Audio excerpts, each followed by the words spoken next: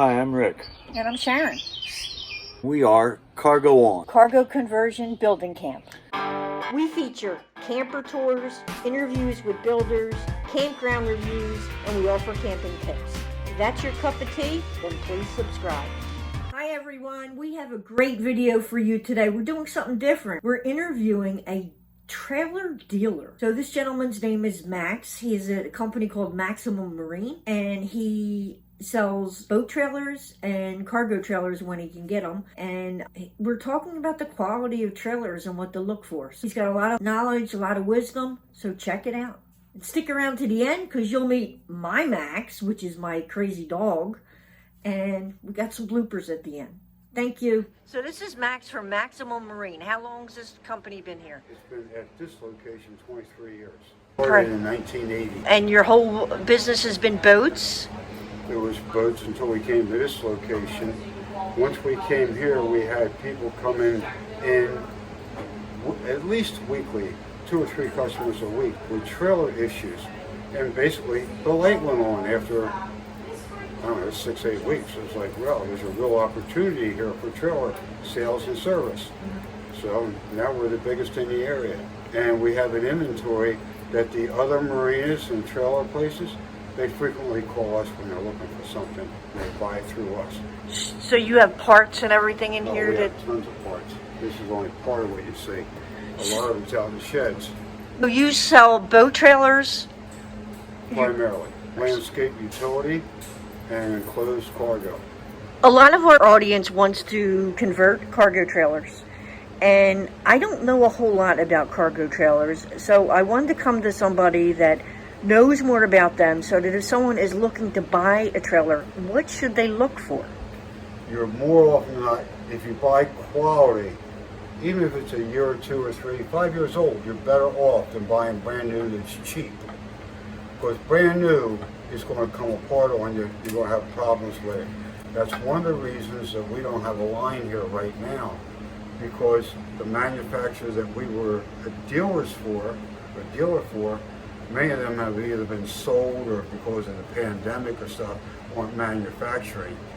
And in one case where another company has bought them and manufacturing under their name, it's not the same trailer, it's junk. We do very little warranty work. So when you're buying a quality trailer, what are you looking for? It's the materials that go into the trailer. This is high-hat channel. This is box steel or tube steel. This is much more rigid. When trailers are going down the highway and are constantly flexing and moving, matter of fact, this goes back, I don't know, 10, 12, 15 years. We had a customer buy like a 18, 20-foot trailer off of somebody else. He had it for a week and took it back. He said, this thing's going to come apart on me. He says, when I'm towing it behind my truck, I can actually see the trailer moving and flexing. He says, I towed his trailer 6 days a week. He was a guy that did pressure washing. He pressure washes casinos and commercial businesses. He took it back and got his money back. And then when I showed him this stuff and explained to him the way our trailers are built and why we sell what we sell, he said, this is what I want. He said, I want something that 5 years from now is not going to be falling. The industry standard, if you just look, see the way it twists? Right. That's the industry standard. The trailers that we've sold in the past, that's called high-hat channel. This is tube or box steel. This is very rigid. It doesn't move or flex. When the trailer's 8, 10, 12, 15 years old or older, you'll see the difference. Just like the floors in our trailers were made out of a Vantec, which is an epoxy material. And it actually starts out, I think, around 1.5 inches, 3/4 thick, and they keep running it through rollers when the epoxy's still soft. And they keep compressing it down to 3/4 inch. I've got a hatch out back that was from a spare tire in the floor, which I don't recommend, but somebody had to have one, but the hatch was cut a little too small, so we replaced it. But that piece of material has been outside for 18, 20 years, something like that. It's pretty beat up looking now, but for 6, 8, 10 years, it was fine. And I mean, you could sand it and put a coat of sealer or shellac or varnish on it, and it would look fine. If that was plywood, it would have been trashed years ago. So the thickness of the skins of the trailer, this industry standard is 24 thousandths. Your quality commercial grade trailers will have 30,000 skins. They're heavier, they're stronger, they're more durable. Now, a lot of people that build these, you want the V-nose, and I think we were talking before about the V-nose. We like the V-nose because we kind of use that space. A lot of people put a bathroom up in there. That's the whole thing with the V-nose. If the space or the design works for you, yes. If you're buying it because some salesperson told you it's got great aerodynamics, you're wasting your money. Okay. Because the towed vehicle that's towing that trailer is what is punching a hole in the wind. You don't have any cargoes for sale on your lot right now? No, not at the present time. Brand that we sold for years and years and years has been bought twice, and it's not the same trailer it used to be. We are looking for another manufacturer. I don't know whether my daughter has found something or not, but even if we have, a lot of times they're just not available. Or you order trailers now, you'll get them in February. They're hard to get. Also, more and more people, like you've converted your trailer into a camper. More and more people are now camping and doing that type of recreation because you can't go out to dinner. You can't go to the movie theater or the theater. A lot of people can't. So they're doing things family oriented, where they're outside, they're not in a crowd. So the camper thing works for them. On the boat, we sell everything that we can get, and we do a lot of service work, and we also do what's called set up and adjust. Specifically a boat trailer, the tongue weight should be 6 to 8%, a maximum of 10. If it's not set up properly, matter of fact, it was a camper, we did it a week and a half, 2 weeks ago. It had virtually no tongue weight, and the owner came in, he just bought it last fall, and it was a rush job at the end of the day for them to get him out. And he says when he's driving down the road, the front end of the truck feels like it's floating. This thing had 800 pounds of tongue weight. It had a weight distribution hitch. The trailer itself weighed 7,900 something. So, and with their gear and equipment in the trailer, it's probably an 8,000 pound trailer. So 800 pounds is 10% of the load. That's okay. But 800 pounds on the back of that tow vehicle is too heavy. He had a weight distribution receiver or a hitch on it. They didn't set it up properly. So you do a lot of setups too then? That's what I'm going with that trailer right there. That trailer should have 300 plus pounds of tongue weight with the boat on it. It only had 220. So I had to move the axles and the rear cross member. That C-ray out there goes on that trailer, that black and white C-ray. So how do you know the tongue weight is right? You weigh it. That's a tongue weight scale. I've never seen such a thing. Well, it's not what you do. You set this on something, it goes up in here, you'll put the weight of the tongue on it, and then you can get to see what the weight is. So it should be 10%? Depends on the type of trailer it is. Boat trailers are 6 to 8. And then closed trailer, campers, and things like that, 8 to 10. Frequently you'll see somebody towing U-Haul trailer. It's all over the place like this. Because they put all the light stuff in first, and then they put the heavy stuff in last. It's got no tongue weight. And once they get above 40, 50 miles an hour, and once it starts, it's out of control. Now, what about maintenance? Maintenance on a boat trailer is a lot higher than maintenance on a landscape utility trailer because these are in and out of salt water constantly. So what about the regular cargo trailers? Is there maintenance? The most important thing that an owner can do is maintain the tire pressure. People constantly ignore tire pressure. Right? If they come in here, something's wrong with my trailer. Look at the way the tires are eating up or wearing out. I go out there with a gauge, put a gauge on, 18 psi. 22 psi. A low range C tire is 50 psi in most cases, a bias ply tire. Some of the new radials are 60 psi. So most of your business right now is trailer sales? Trailer sales, trailer setup and adjust. What I compare it with constantly is like a man going to a quality men's store and buying a suit, the tailor makes that suit fit you specifically. That trailer could go underneath 100 boats. That suit could fit 100 different men. But one's a little wider in the shoulders, one his arms are a little bit longer, one's got a pouch for a belly. So the tailor makes those adjustments. That's what we do to trailers. We make those adjustments to make the trailer fit the boat specifically. All this is recreation being enjoyable. Any stress or aggravation that you can take out of it, do it. Now we do what we call a lookup before we sell a trailer. So we know that the trailer we're selling the customer will fit the boat. We don't always do the setup and adjust. Sometimes the customer will pick up the trailer and take it.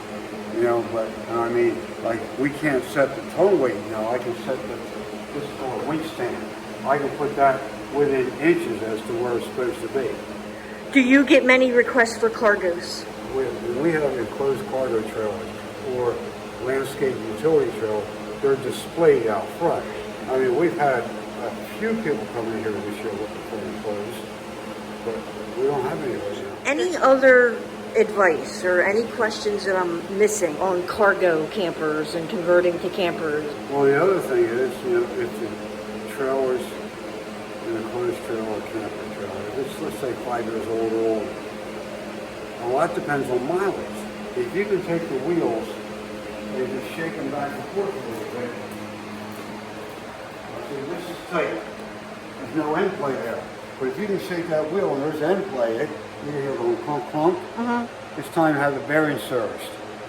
On an enclosed or camper trailer, 9 times out of 10, they're not going to have to be replaced. They just need to be cleaned, repacked, torqued to specifications, and greased, and they're ready to go for another 4 or 5 years. Who does that? We do. So it would be any kind of trailer manufacturer? Full manufacturers normally don't do service work. It's going to be a dealer. All right, here's another thing. This is called a ball mount. This is what goes in the receiver. Now these come in all different sizes, heights, and weight ratings. Now, the one that the vehicle that this came out of got one that was an inch higher. It's much more important on a tandem axle trailer to tow within 1 inch of level, because it gives you equal weight distribution axle to axle. If the trailer's down like that in the front or up like that in the front, you're loading one axle. You're defeating the purpose of having 2 axles. The 2 axles are there to help carry weight. Another thing, if you don't need a tandem axle and a single axle is set up properly, it'll do everything you need it to do, and you have less maintenance and less initial expense. If our trailer hitch, everything is not set up correctly, it's not optimized or whatever you want to call it, does it affect the wear and tear on the trailer? Does it affect gas mileage? What implications does it have? Trailers are designed to be towed level. The old, like this trailer here is torsion axles. The older trailers are spring axle. Again, if it's high or low, you're loading one tire, one axle. Those tires will wear prematurely compared to the other axle, because there's more load on them. Depending on how bad, whether it's high or low on the receiver, on the coupler end, that's the front of the trailer, is going to make the tow vehicle handle poorly. So this is all great information. I mean, I don't know that much about trailers. I don't know how much people actually do. I think we just hook them up to our trucks and pull them. Well, that's what most people do. They know very little. Do you have any questions, Rick? Well, I was intrigued by the statement with the tandem axles having to be closer to level. I never really gave that a lot of thought before, but it makes sense to me. I think that's a good piece of advice for people that have campers or tandem axle trailers, because I see a lot of them getting pulled down the highway where they're really cocked. You know, usually you got a jacked up truck and the front end of the trailer's up in the air. Every trailer out there and every component on the trailer has more capacity than what it's rated for. And everything is rated by an independent firm. That way, if you take a trailer and it breaks or falls apart, and then you sue the manufacturer, you sue the dealer, They can bring you the paperwork that it was tested by an independent lab. Cargo trailer, if it was ordered now, you probably wouldn't even see it this year. I'll tell you that right up front. That's why they're not here on the lot. On the boat trailers, the wait time is 10 to 12 weeks. We constantly have trailers on order, things that we sell a lot of, and we just assume sooner or later someone's going to come down the driveway or call looking for that trailer. And I mean, we've sold, I don't know, 100 trailers this year. If someone has a cargo trailer and they're not really happy with the way it's pulling, is that something they would bring in here and have you like check it out, see does it need tweaking or something? Well, that camper that was here a week or so ago, that's exactly the situation with it. It had so much tongue weight that was lifting the front of the vehicle, and the vehicle had very little steering control, and it had a tendency to float down the highway. And what it had a weight distribution hitch on the back of the tow vehicle and the camper, but it wasn't set up properly. It wasn't moving the weight forward on the vehicle, but all that weight was on the back axle, the back of the vehicle. So I will put a link to your Facebook page down below so people know if they have any work that they want to get done on it, because there's no sense just to get rid of a trailer when it just needs a little adjustment. And I think, like me, most people think just hook it up, tow it, and you're done. And I don't think that's the case when I'm talking to you. There's a lot more to it. Well, there's a lot more to it than most people are aware of. So you don't fix boats anymore, huh? No. So what do? Just store them here and sell trailers? We And parts. We store boats. We have what we call the trailer club. There's some people on the islands, they're not allowed to keep the boat and the trailer on the island. Right. Or they're not allowed, they don't want to give up parking space by keeping it in the driveway. Mm-hmm.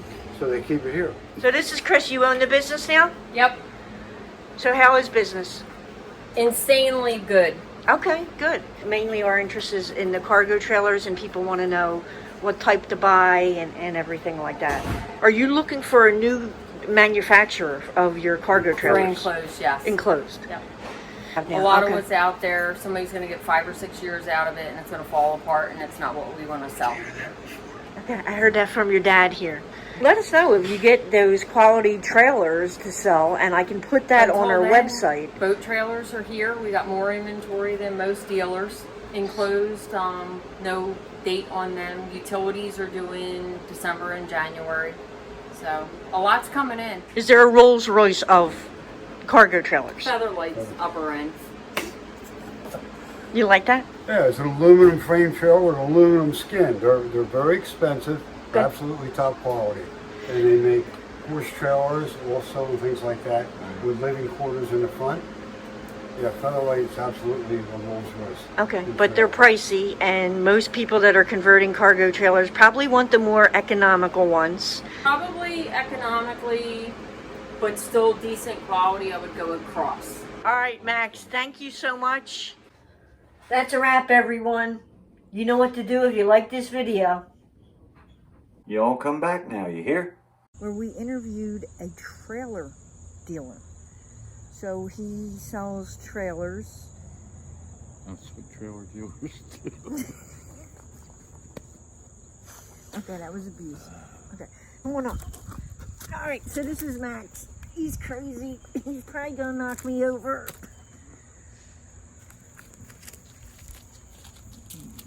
Kissy? Give Rick a kissy. He likes them.